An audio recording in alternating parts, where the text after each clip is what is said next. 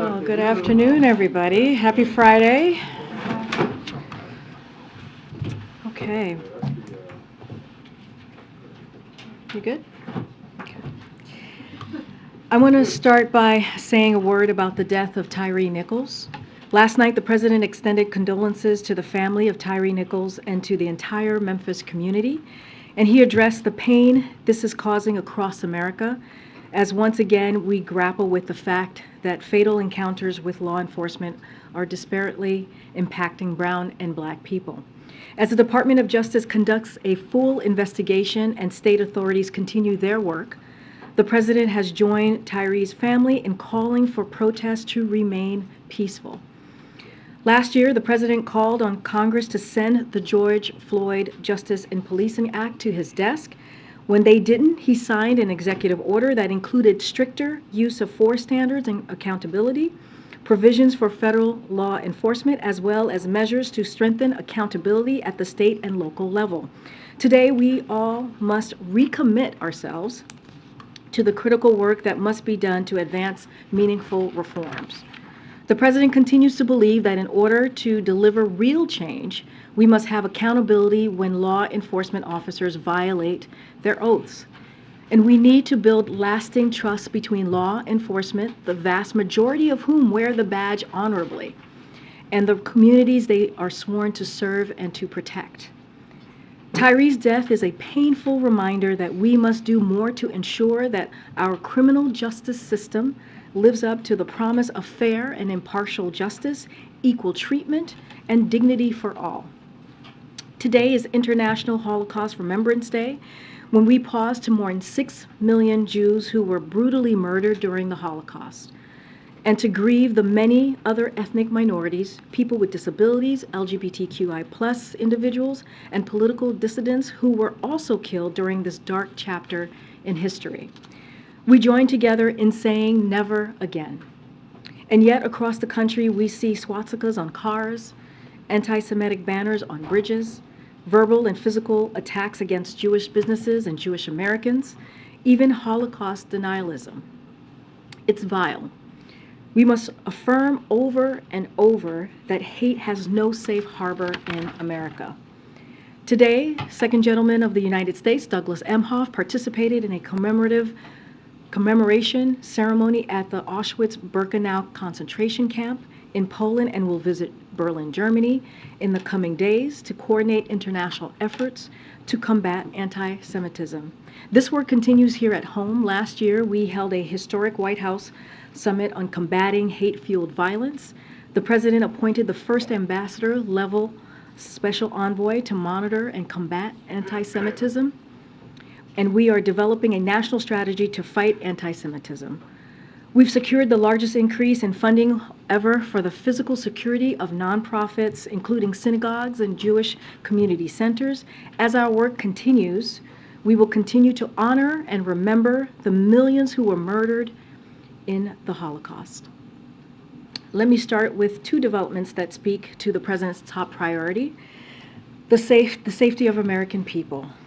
President Biden is relentlessly committed to protecting Americans from threats to their safety, and he's equally committed to ensuring justice and accountability to those who threaten American lives. On Wednesday evening, as you all saw and have been reporting, acting on orders from the president, the U.S. military conducted a successful over-the-horizon counterterrorism operation in northern Somalia that resulted in the death of Bilal al-Sudani, a leader and enabler for ISIS global network, as well as approximately 10 additional ISIS operatives. Sudani's activities provided funding to sustain the deadly capabilities of ISIS affiliates globally, including the ISIS Khorasan branch in Afghanistan, one of ISIS' most lethal branches. Sudani's removal builds on this administration's remarkable successes in eliminating the global leaders of ISIS and of Al-Qaeda.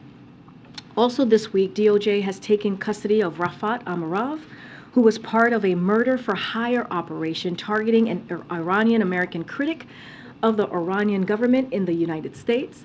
As DOJ explained, Amarov was was a resident in Iran when this plot developed. But that did not prevent him from now facing American justice. The government of Iran continues to plot the murder of dissidents and American citizens, including current and former U.S. officials. President Biden has directed use of all elements of national power to expose and disrupt these plots and to pursue those responsible. Today marks a moment to emphasize yet again our relentless commitment to protecting Americans, to holding accountable those who threaten American lives. And here's a bit on what you can expect from the president in the week ahead. Today, the president will head to Camp David. On Sunday, he will travel to Wilmington, Delaware. On Monday, the president will travel to Baltimore, Maryland. The president will discuss how bipartisan infrastructure law funding will replace the 150-year-old Baltimore and Potomac Tunnel to address the largest bottleneck for commuters on the Northeast corridor between Washington, D.C. and New Jersey. The president will be joined by Department of Transportation Secretary Pete Buttigieg. On Thursday, the president will travel to New York, and the president will discuss how bipartisan infrastructure law funding for the Hudson River Tunnel project will improve reliability for the 200,000 passenger trips per weekday on Amtrak and New Jersey Transit. On Thursday morning, the president will attend the National Prayer Breakfast on Capitol Hill. In the afternoon, the president will deliver remarks to mark the 30th anniversary of the Family and Medical Leave Act in the East Room. And on Friday, the president and the vice president will travel to Philadelphia, Pennsylvania. They will discuss the progress we have made and their work implementing the Biden-Harris economic agenda that continues to deliver results for the American people. After, the president will travel to Wilmington, Delaware, where he will remain over the weekend. One final thing, and all of you have seen our statement and the president's statement on this, and you guys have reported, but I wanted to just speak to the president's announcement today that White House Chief of Staff Ron Klain will be departing in the coming weeks, and Jeff Zients will succeed him as Chief of Staff. You all have the statement, and you know how much Ron has been a big part of so many historical things we have accomplished, the president has been able to accomplish over these first 2 years of his administration. But I wanted to zero in on one important piece that we believe matters. The president said, and I quote, "And while we have accomplished an extraordinary amount, the real mark of Ron's success is that he is beloved by the team he leads here at the White House. They're going to miss him just as much as I will." If you would just indulge me for a second, because I do, again, think this is incredibly important. In another point of personal privilege, as I did earlier this week, because you know I am a proud Klainiac, as I mentioned here a couple days ago, which is real, just look it up. I just wanted to share a moment that I think perfectly encapsulates how much Ron means to everyone here. We have a daily senior staff call every single morning. It's where we run through what's happening here, and normally each department heads gives an update on what's going on for them and their teams for that day. But today was a little different. Ron started off by tearfully telling the team how proud he was to serve with them, and how he was even prouder to what we accomplished together over the last 2 years. And then each person went around telling their own favorite Ron story. There were a lot of tears and even more love on the call. Office of Legislative Affairs Director Louisa Terrell told a story of how she got Ron a rock during a tough period because he is our rock here. Homeland Security Advisor Liz Sherwood Randall reminiscence about how she had known Ron since they were kids who went to work for Joe Biden in 1986, a very long time ago.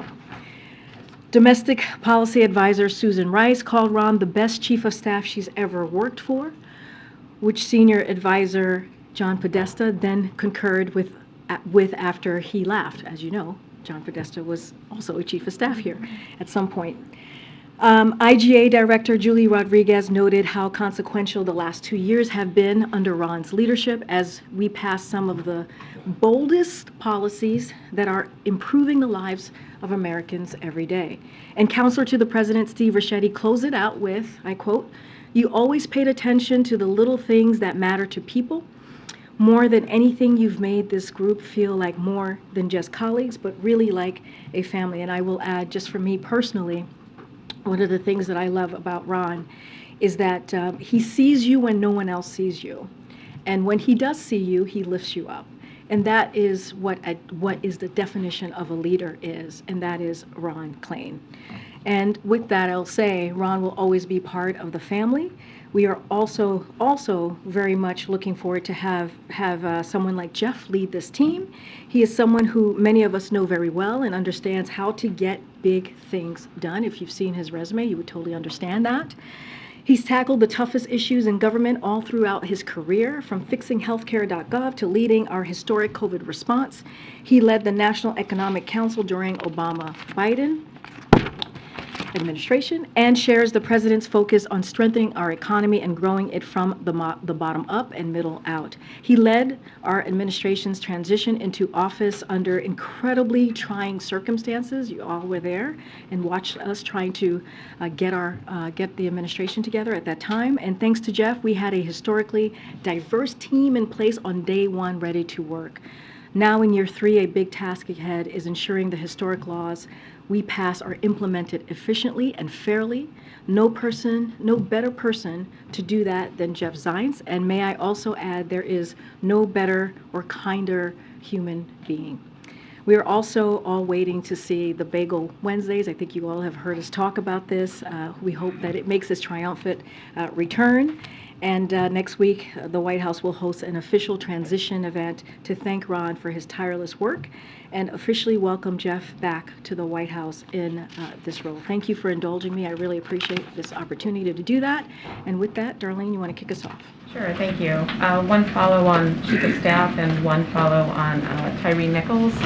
As you know, there are separate videos today that are being released, one on the attack on former Speaker Pelosi's husband, the other on the beating of Tyre Nichols. Can you say whether the President has any interest in watching or seeing either of those videos, particularly the Memphis one, since you mentioned police reform in your opening? So as I mentioned, the President sent his heartfelt condolences to Tyre Nichols' family yesterday, he and the First Lady, and he's going to be regularly briefed, as he has been. He's going to be monitoring the situation.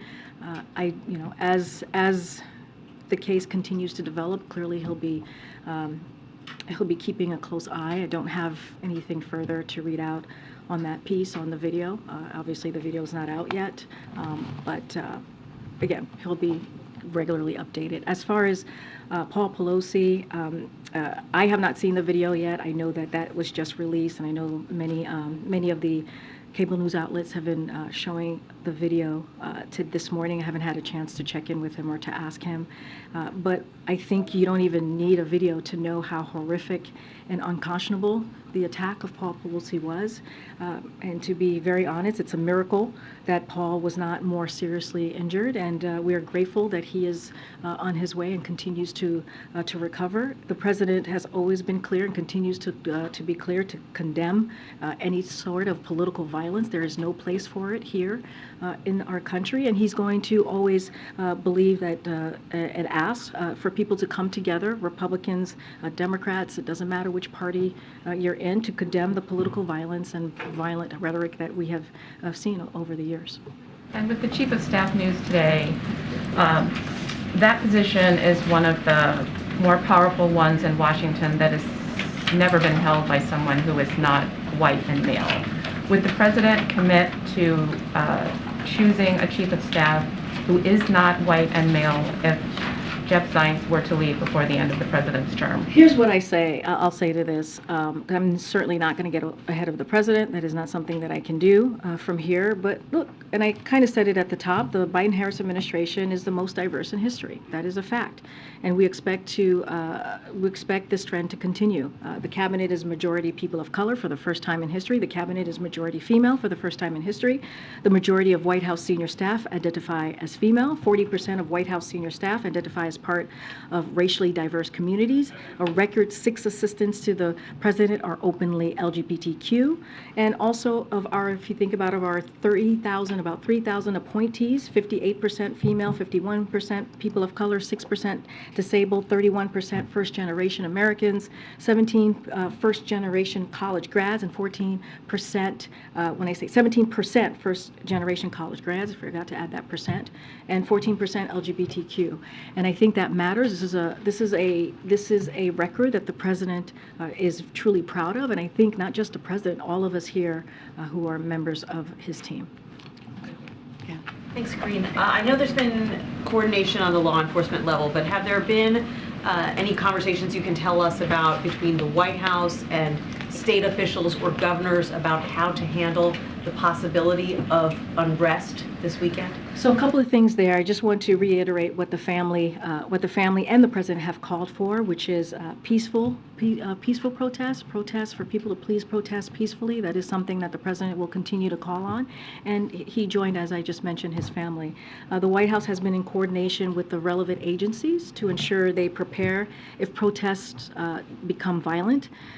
This coordination is standard practice and in keeping with what the administration has done in other instances, including the anticipation, as you all know, for the Dobbs decision, the trucker convoy protests, and Election Day. Those are 3 examples that I can share with you at this moment. Administration officials have been and will continue to be in touch with state and local officials on the ground as we watch the next few hours develop.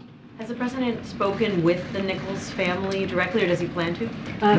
Obviously, when a tragedy happens like this, the president always wants to extend personally his heartfelt condolences to the family. I don't have a call to read out or call schedule at this time, but again, I would refer you to the statement yesterday. But our hearts are with Tyre Nichols' family and the Memphis community as well. And then can you confirm a report by our friends at Reuters that Elon Musk met with Mitch Landrieu, the infrastructure coordinator here at the White House today, about electric vehicles? What were they talking about? I know the White House hasn't always had the nicest things to say about Tesla and its labor practices. So I can confirm that Mitch Landrieu and also John Podesta met with Elon Musk to discuss electrification and how the Bipartisan Infrastructure Law and the Inflation Reduction Act can advance EVs and increase the electrifications more broadly.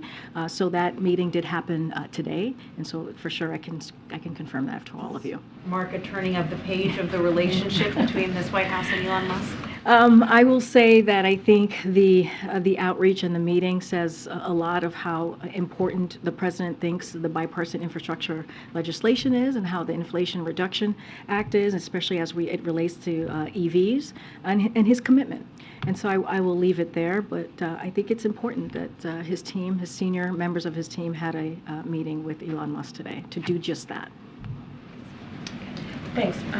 On police reform, does the president regret not making it more of a top priority in his work with Congress over these last 2 years? You mentioned how he called on Congress to pass the George Floyd Act, but it didn't seem like one of his big priority legislative pushes. You know, I have to say I disagree. One of the things that the president said when he walked into the administration, the multiple crises that we've had to deal with, that the country was dealing with at the time, as obviously there was COVID, there was the economy because of COVID, there was climate change, and the other one was dealing with the racial unrest that we had seen across the country that we've all went through and many of you spoke to. And he took action when Congress was not able to get the George Floyd Policing Act done. He took action, as I just laid out. He took action by doing taking executive action and doing everything that he could with the tools that he had. So he did take it very seriously. And he's going to continue to be very vocal. He's made speeches about this over the past couple of years, and he's talked to Congress and has asked Congress to take action. He has spoken to many times to the leaders in Congress who put forth, like Cory Booker and others who put forth that piece of legislation, and our team will continue to have those conversations. But again, by taking executive action, I think we believe showed the president's seriousness on this. On one more topic, does the White House have any response to Meta reinstating former President Trump's accounts on Facebook and Instagram? So look, we're not going to comment on an individual Twitter account or social media accounts from here. That is the responsibility. That is something that the independent, clearly, platforms decide on. And we rely on the platforms, that private company, to make sure that their platform is not used to incite violence. And so that is something that we will continue to call on, but we're not going to comment on individual people. On Tyre Nichols, the negotiations that happened last year in the Senate obviously paused. Does the president want to see those resume on the George Floyd policing act? Well, I think as you saw in his statement, the president was very clear. We need to deliver change. We must have accountability when law enforcement officers violate their oaths, and we need to build a long-lasting trust between law enforcement and the vast majority of who wear the badge of honor in an honorary way, an honorable way, I should say, and the communities that they are sworn to protect and to serve. And so he believes we need to continue to move towards that type of change. And he's going to continue to call on Congress to come together and to deal with a real issue. I mean, again, we are having the same conversation, talking about the same thing, brutality, a death of a young man, that we shouldn't be doing. We shouldn't be reliving this type of hurt and pain and having to reach out to the families and a community and saying that we're with them in this time. This should not be where we are today. But specifically those Senate talks that were happening between Cory Booker and Tim Scott and others, is that something that needs to be restarted at this point? I mean, I'll say this. We think Congress should act and take action and put legislation to the floor that deals with this in a real way. And that is going to be up to Congress on what that looks like and what that ultimately materializes to be. But again, the president's going to call on them, and he's committed to really being part of the crucial work to advance meaningful reform. And is there any specific provision in that bill or in any other bill that would prevent the kind of death that we saw here? Look, I mean, if you look at the George Floyd Policing Act, which is something that the president supported last year, there were some real important components, provisions in that act that we thought would start the process of bringing forward meaningful change, as the president is going to continue to call for.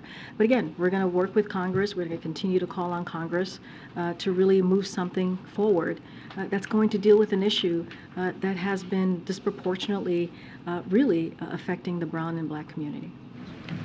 Thanks, Karine.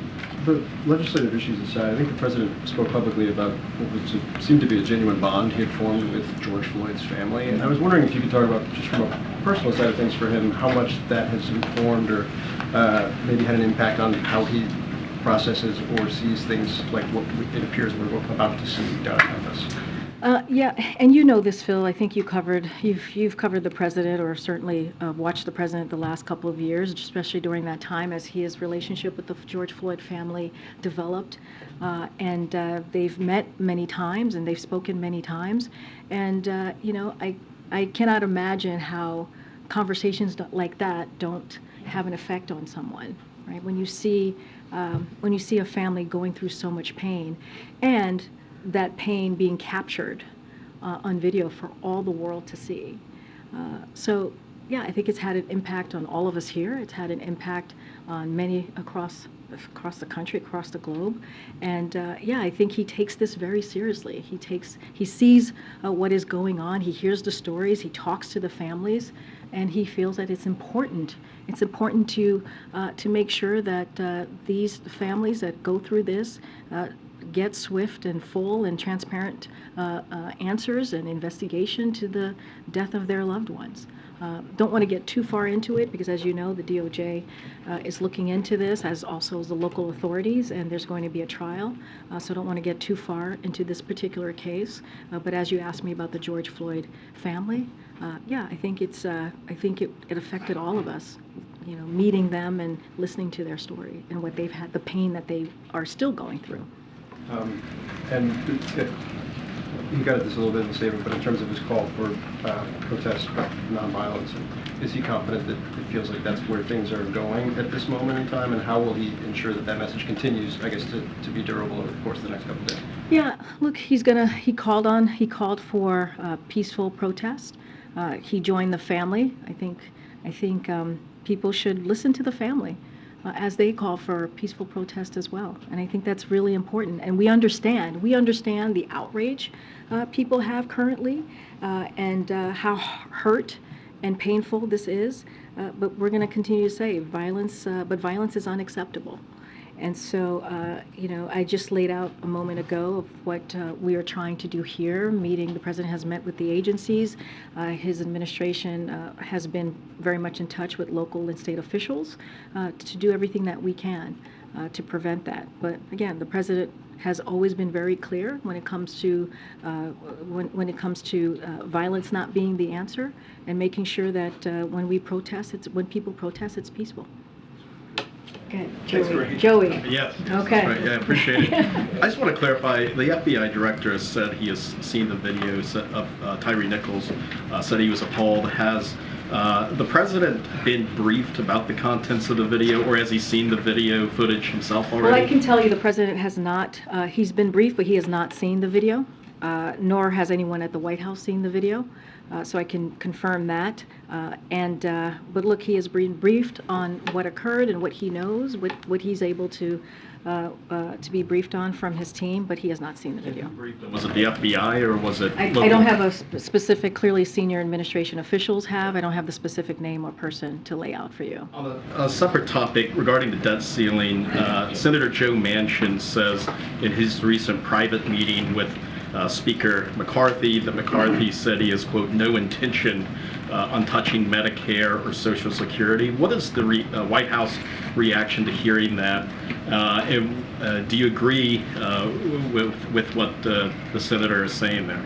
Well, look, for months and months and months now, and many of you have reported this, they have been saying that they're planning to cut Social Security and Medicare. This is what Republicans have been saying for months. And I have a few reporting from some of your colleagues, from your esteemed colleagues. Just the other day, the Washington Post headline is quote, House GOP eyes Social Security, Medicare, and spending battle, end quote. Or Reuters earlier in January, Republican House conservatives threatened debt limit default to cut social programs.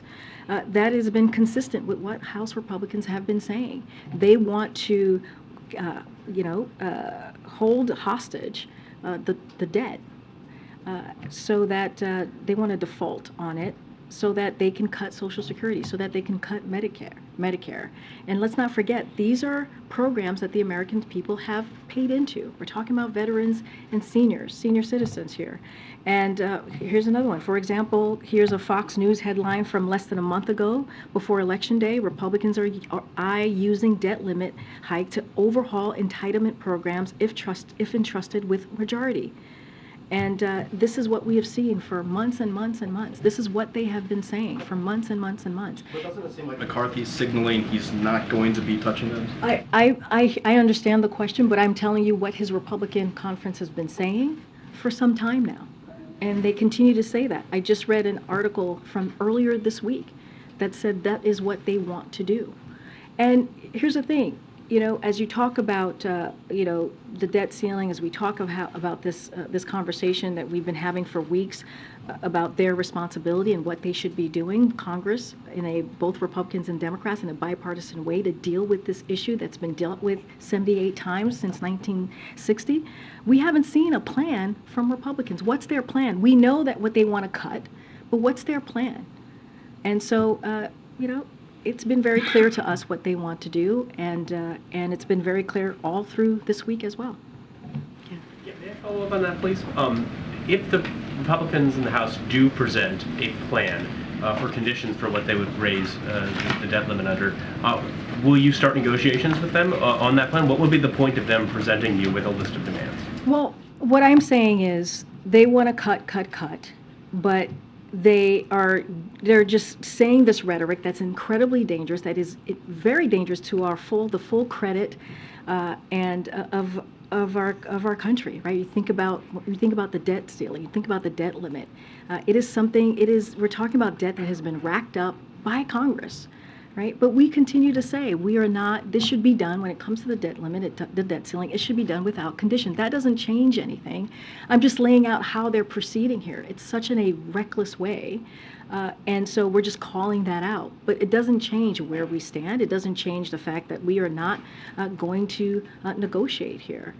This is something that should be dealt with like it has been many, many times before. In the last administration, 3 times. Kevin McCarthy, other House Republicans voted for it under the last administration. And again, this is a bipartisan way that it's been done in the past, and it should be done this way again this year. Any chance the president would delay his departure to Camp David tonight in order to see the video release when it's scheduled? And because Camp David is one of the places where it's actually difficult for the president to immediately address the nation if there were to be a concern, do you expect that he may want to say something in a live way? He's already spoken through you and he's spoken on paper, but do you anticipate that this is the kind of circumstance where he'd want to emphasize that by appearing on camera? So I don't have any changes for you on his schedule today. I will say, like you just mentioned, you heard from him last night in clear terms and expressing his condolences to the family and the people of Memphis, and he's going to continue to call for meaningful reforms. He said that last night, and he said that many times before, and he's going to continue to call for protests to remain peaceful. I just don't have anything to share at this time on his schedule. Is there anything you can share about his plans for Camp David, since he's doing Camp David and Wilmington this weekend? Are there any meetings that are scheduled at Camp David or things that are government related this weekend? So he tends to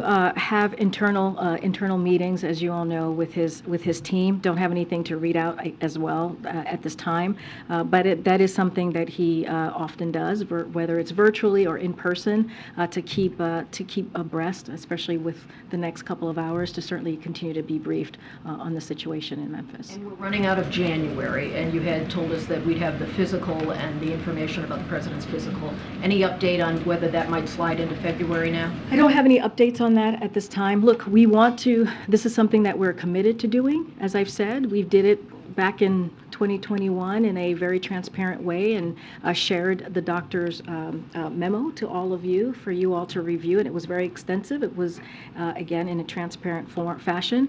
And so we're committed to doing that. I just don't have any updates at this time. I'm going to go to the back there. Thank you, Karine. Haiti has gone through another tough week. I know you were questioned earlier this week, but we heard Hélène Lalim at the UN Security Council talk about it. Yesterday, it was the police officers who paralyzed Port-au-Prince because there were officers that had horribly been killed over there. Any progress, because people are begging for the United States and Canada to get involved in a respected international force on the ground. Any progress in the discussion? So, as you know, as you just mentioned, together the U.S. and Canada have taken action to provide assistance to the people of Haiti while also holding those causing this crisis accountable, including through sanctions. That is something that we have announced in the past several months. And as you saw at the NALS summit that just occurred recently in Mexico City, that coordination will continue. During their bilat, President Biden with Prime Minister Trudeau also committed to continue coordination with partners on the U.S. Security Council on the next steps to support stability to Haiti, including support to the Haitian National Police. And so that is a commitment that the President has, and we will continue again to coordinate to see what we can do. But no new forces on the ground at the moment. I don't have anything to announce or preview at this time. The other question I have, Karine, is what's happening in the Middle East and in Israel and the Palestinian territories. We saw what happened in Jenin yesterday. We were hearing that 5 people were killed in the synagogue in Jerusalem today. I know that the Secretary of State Blinken is in the area. There's a commitment to the 2-state solution that's going to be reaffirmed. But does the President intend to do anything concrete towards a solution this year, for instance? So, as you know, we're aware of the reports yesterday. You just mentioned Secretary Blinken's travel. So we recognize the very real security challenges facing Israel and the Palestinian Authority. That is something that we recognize and condemn terrorist groups planning and carrying out attacks against innocent civilians. And that is something that you will continue to hear from us, and we will be consistent on that. We also regret the loss of innocent lives and injuries to civilians, and are deeply concerned by the escalating cycle of violence in the West Bank. Over the past few days, our administration has been closely engaged with the Israeli and Palestinian Authority on the recent violence and to urge de-escalation. We underscore the urgent need for all parties to de-escalate, to prevent further loss of civilian life, and work together to improve the security situation in the West Bank. Palestinians and Israelis equally deserve to live safely and securely. And you'll hear that from clearly Secretary Blinken, as you just mentioned, his commitment that the president has to a two-state solution, and we will continue to call on de-escalation in the region. Can I just a follow-up to that? I know during May of 2021, when there was violence in the region, President Biden got on the phone with Netanyahu. He was more personally engaged. Is there a reason why we're not seeing the president himself hop on the phone and be more directly engaged? Well, as you know, the president is very committed to the security, the real security challenges that they're facing here in Israeli and in Palestinian Authority, and we're going to continue to condemn certainly the terrorist groups planning, and we'll continue to be vocal. Don't have anything to read out as far as the president calling the prime minister, but as you know, as was just mentioned, Secretary Blinken is in the region. We had National Security Advisor Jake Sullivan, who was there just last week, and I think that shows our commitment to the region, and so you'll continue to see that. Just don't have anything specific on the president's involvement. Good. Thanks, Karine. People on the Hill are talking about a debt limit extension until September. Would the White House support such an extension? Look, we've been very clear that the debt limit should be dealt with without conditions. We've been very, very clear on that, and we'll continue to make that clear. And we believe that Congress should act in a bipartisan way, as they did 3 times in the last administration, as they did 78 times since 1960, 49 times with a Republican president, and 29 times with a Democratic president. This is incredibly important. We have seen reports that if a default happens, 6 million jobs could be lost. Right? We're talking about an economy that we saw the GDP just the other day, 2.9% growth, which is better than was expected. So we're seeing a growing economy. We're seeing record unemployment, 50-year low. We're seeing almost 11 jobs created under this president. What we should be doing, and what Congress should be working with us on, is how do we continue to build on that success, not do political stunts. And so we'll continue to be clear on that. It should be done without political stunts. It should be done in a bipartisan way, as it has been done many times before. There could be a vote next month on a nationwide TikTok ban. Does the White House still have security concerns about the app, and do you have a different stance on that? Look, our positions have not changed on TikTok. I'm not going to get into any specifics. As you know, it's under review by the committee, so we're just not going to get into details on that. Okay. Thanks, Karine. David Axelrod, a former top staffer for President Obama, wrote in a piece today for The Atlantic that Biden and the White House seemingly have violated every precept, speed, transparency, contrition of crisis communications in relation to the way that you have communicated about the classified documents found in his possession. I'm wondering if you agree with that assessment and your take on that. Well, look, I know David Axelrod very well. I was part of his I was part of his program that he had at University of Chicago, and I respect him wholeheartedly, and got to work with him during the Obama-Biden administration. He has his opinion. I'm not going to make judgments on that, and he's allowed to share what he thinks. But I will say this, and I'm going to be very careful and prudent here. And we take classified information and classified documents very seriously. And the President's team is fully cooperating with the current legal process at this time. I'm just not going to say anything more. This is not a question about the handling of classified documents. It's a question of communication. I just answered your question. I just answered your question. You have no comment on whether I the White House... literally just answered your question. But I did. I did. You asked me a question about whether or not you think the White House has done a good job communicating. No, but I answered the first part. I answered it in my first part, which is I know David Axelrod. He has every right to have his opinion, and I've known him for a long time. I've worked closely with him, and that's all I'm going to say. Go ahead, Karen. Is there a specific reason the president's leaving Camp David to go to Delaware just for that one night on Sunday? I don't have anything to preview about what he's going to be doing specifically. All I can tell you is that he's going to be leaving Camp David and going to Wilmington, Delaware. And his travel for next week, the Baltimore, New York travel obviously is infrastructure related and tunnel specific, Philadelphia on the economy, but they're obviously very blue cities. Why the focus on those three places next week? Why did you guys pick that? Well, I think, well, first, I'm not going to get ahead of the president. He will lay out the importance of his travels to those particular tunnel and why he wanted to highlight those tunnels, so certainly not going to get ahead of him. Look, the bipartisan, remember, it's a bipartisan infrastructure legislation. We were in Kentucky in the beginning of the year, which was a bridge in Kentucky that was really important in the region. And we had, you saw Mitch McConnell, you saw a bipartisan effort of folks of elected officials who came together to talk about a bridge that for decades presidents had wanted to fix and have not been able to. So we were in Kentucky not too long ago. This next week you'll see the president in Maryland and in New York.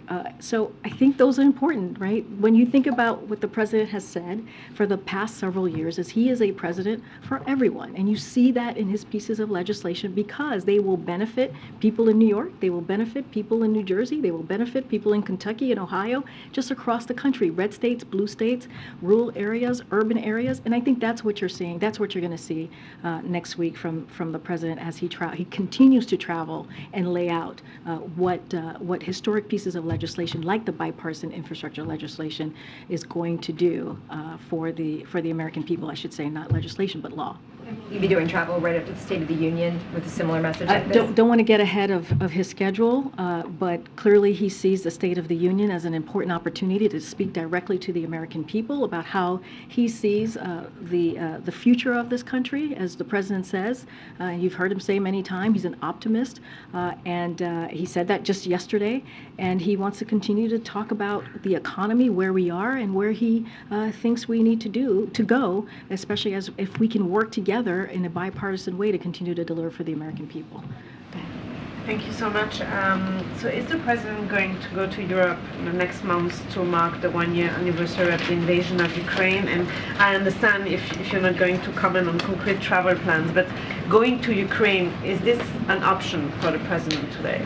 I'm not going to get into the president's travel from here, and I can say that we currently, and you guys heard us say this already in the last 24 hours, we currently don't have any travel plans for the anniversary. What I can tell you is, and what I meant to say at the beginning is I don't want to, you're asking me about the security going to Ukraine. It is not appropriate for me to talk about the president's any type of security from here. But what I can say is that planning for how we will recognize the one-year anniversary is well underway here at the White House and across the government. But as a general matter, I'm just not going to get into internal discussions or read out any options that we're currently looking at.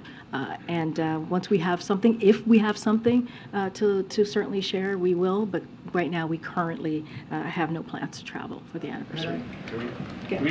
Did Elon Musk request to meet with the president himself while he was in town this week? Well, what I can tell you, I would refer you to Elon Musk. I don't have any request to share with you right now. What I can tell you is that he did not meet with the president. It was his two advisors, senior advisors, as I just laid out, John Podesta and Mitch Landrieu, who met with Elon Musk today. I just don't have anything else to share about who asked whom. Following up, somewhat related to EVs, but gas prices. It could hit $4 in the next couple of months, the national average, according to a lot of the experts like Gas Buddy. How likely is it that the president taps into the Strategic Petroleum Reserve again this year to try to lower prices? So Secretary Granholm, as you know, was here, I believe, on Monday, and she was asked this question, and so that is certainly something that's under her purview as well, and we don't have anything to share on that. What I can say about gas prices more broadly is that while some temporary refinery outages and maintenance are impacting gas prices right now, the price of gas is still down about $1.50 since June peak and around where it was when Putin invaded Ukraine. The Department of Energy is working with refineries to bring capacity back online swiftly and safely. And the president will continue to do everything he can to keep lowering costs for the American families. So look, in contrast to what the House Republicans want to do, we have that SPRO bill that they put forward in trying to, stop the president for doing everything that he can to lower costs. And so we're doing the opposite. We're going to continue to do the work to make sure that we tackle inflation, one of the most important economic priorities of this president, and so we'll continue to do that work. Any additional, tapping of the SPRO, I just don't have anything for you at this time. What about refilling it, especially now that oil prices are climbing again, could get up to 110 a barrel? When do you see the timeline for refilling it? So we had laid out the plan of how that was going to work. I don't have anything updated on that. I would refer you to the Department of Energy for any specifics to that. Great. Thank you. On Tyre Nichols, in previous police brutality cases over the past couple of years, the officers have been white. That's not the case in this case. Is the president concerned that within the culture of policing, there is a comfort with violence and an entitlement to use violence that would lead these officers to beat a man to death for fleeing from them during a traffic stop? Does he feel that police may feel emboldened to do these things? And what would he do about that?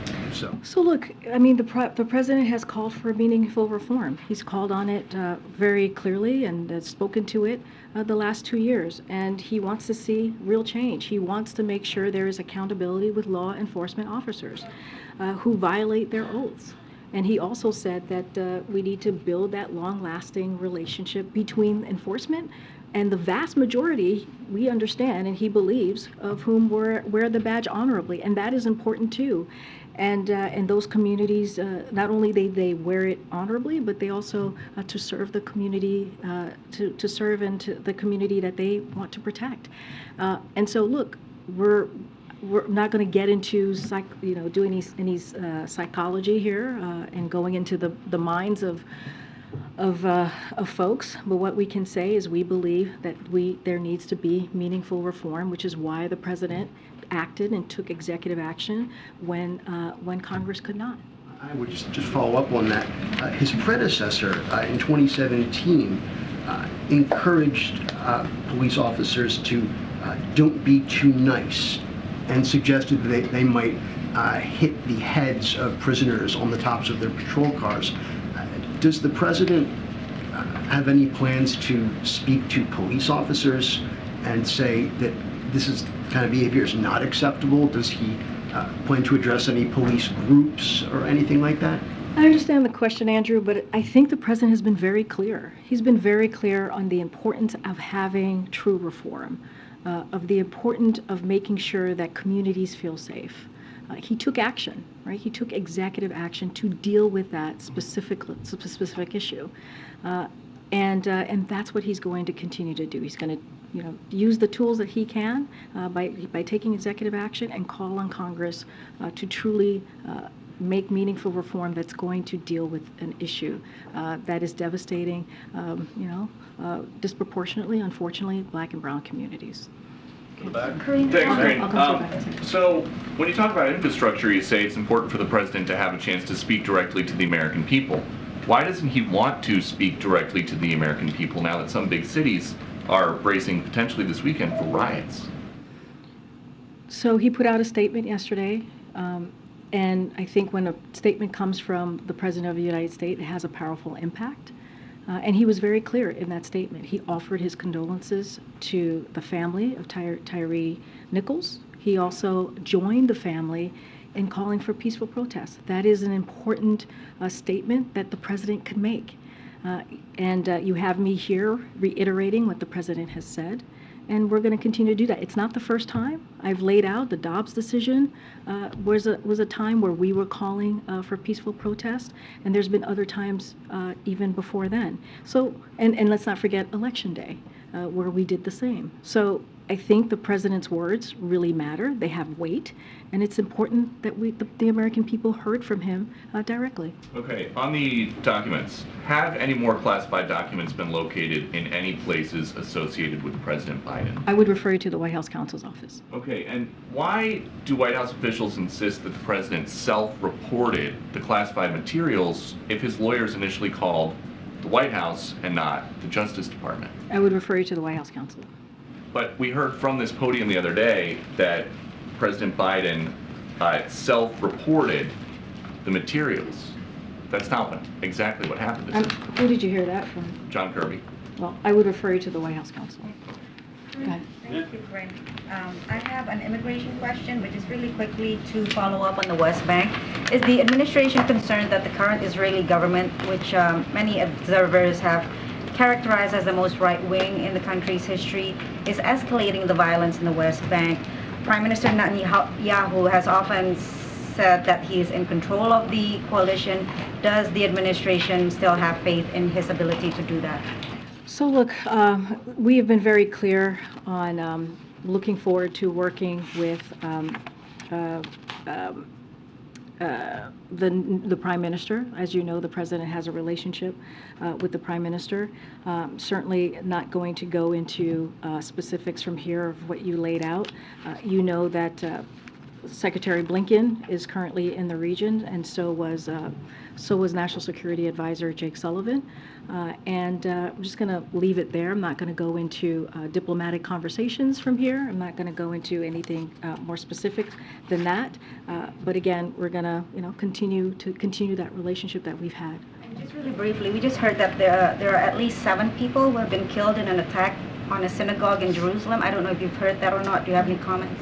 No, I have not heard of that, but clearly we have been asking both sides to de-escalate, and we'll continue to do that, but it's hard to speak on something that I have not read about. Immigration question. Can we get a reaction on the over 70 Democrats urging the president to re-evaluate his asylum restrictions, please? Look, if you look at what the president put forward in most recently as it relates to the border security and the border security measures, it's actually working. And we see that with the parolee program more specifically. And I think it's important that the president is using the tools that he has in front of him to deal with a real issue. And so the number of people crossing unlawfully from Cuba, Haiti, Nicaragua, Venezuela declined by 89% in less than 3 weeks, 89%. And this month we're on track to see the lowest levels of monthly border encounters since February 2021. Our measures, again, are working because we are treating this matter with urgency. We're not using it as a political stunt. We're not using it as a political football. We're taking this very seriously. But as you just mentioned, some states are trying to block our success and measures because they would rather use immigration as a political stunt. And for their campaign, or instead of trying to solve it. So again, we're going to do the work. The president's going to do the work on behalf of the American people and deal with a real issue, not just here, but that has been affecting a global, essentially a global phenomenon that we have seen this past year or two. So again, his measures are the measures that he just put in are working, and we're going to continue to focus on that. Follow-up? On Tyre Nichols, you mentioned that President Biden has called for Congress to pass the George Floyd bill. But for Black Americans who are deeply disturbed and frustrated by this continuous, these cases of police brutality, who voted for President Biden in 2020 because of what happened to George Floyd, what would be the president's message to Black Americans who are feeling like the president is not taking a more aggressive tone when speaking to Congress to pass this bill and move it forward? Look, I think, and I said a little bit of this moments ago, we understand the outrage that that the community has. As we have said, it is disproportionately, when you see this type of violence, is disproportionately affecting Black and brown communities. But I think if you look at the president's actions and what he has been able to do and using the tools that he has, when Congress could not get this done, they could not move forward with the George Floyd Policing Act, he took action. He took executive actions and used the tools in front of him to move the conversation forward, to move the ball forward on dealing with an issue that is devastating communities. Now he's going to continue to do what he's been doing, is ask Congress to act. And I also think I would refer you back to his comments, his speeches. He's made speeches on this, on how this is affecting communities, how important it is to come together to deal with a real issue. He's talked about this over the last 2 years.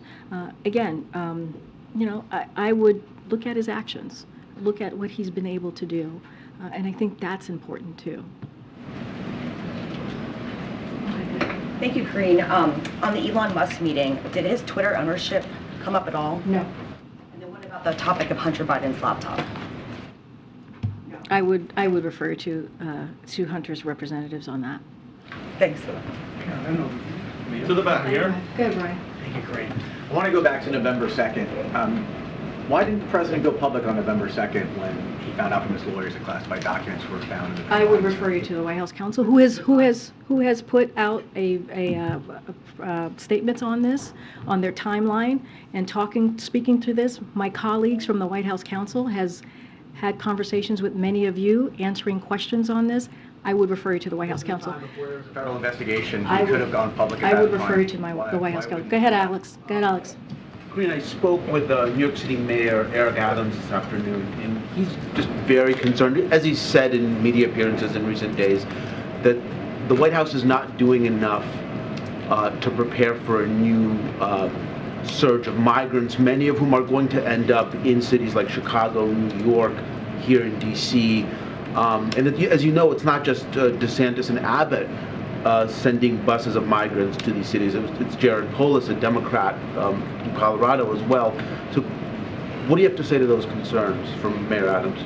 Look, here's what I would say, and I answered this question with one of your colleagues, which is we believe, and we have seen the numbers and the data, that the border enforcement measures have dramatically reduced the number of people attempting to enter the country unlawfully. And I just mentioned the parolee program that was extended to Cuba, Nicaragua, and Haiti, and how we've seen those numbers come down by 89%.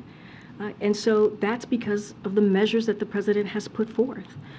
And so, look, we're going to continue to do the work. I just mentioned as well, we're on track to see the lowest levels of monthly border encounters since February 2021. Why is that? It's because of the work that this president has done, using the tools, using what he's able to do from the federal government, from where he sits.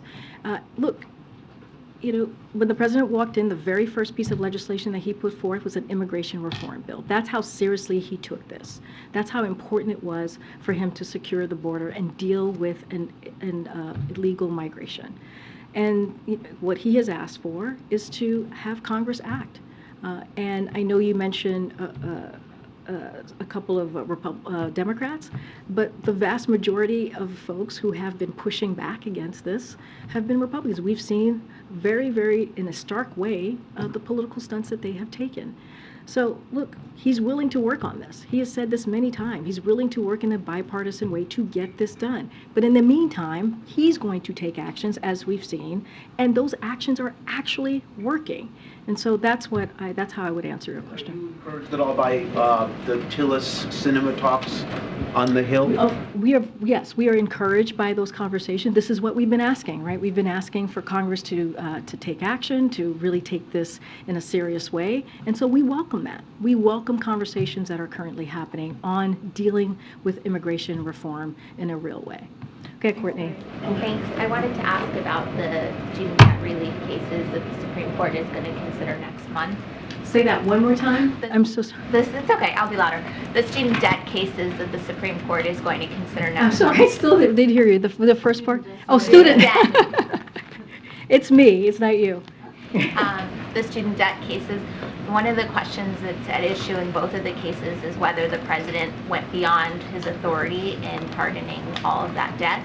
Can you talk about more of what these cases mean for your broader agenda? There's been a lot of different executive actions that the president has taken that have been questioned by the Supreme Court. Outside of the context of student debt, which I know is something you all really care about, but thinking about how these cases could impact going forward, how the president uses his own authority on other issues. So look, I'll just speak to this more broadly. And look, we are confident in our legal authority to carry out this program as it relates specifically to the student debt. And we're looking for a plan. This is a plan that the president put forward to move things forward, right? To continue to help Americans who need a little bit of a breathing room, as you hear the president speak to. If you think about the $20,000 of relief that it's going to give to those who need it the most, if you think about the nearly 90% of benefits will go to out of school borrowers making less than $75,000 a year. And so this is what the president is trying to do. He's been doing this with his economic policies that you've seen the last 2 years, continuing to make sure that we help those who are truly in need. And building, if you think about what the economic theory has been for the past decades, right, which is trickle-down economics. The president is changing that and saying, no, we do not need trickle-down economics. He is saying that we need to build an economy from the bottom up, middle out. And if you think about his plan, it is working.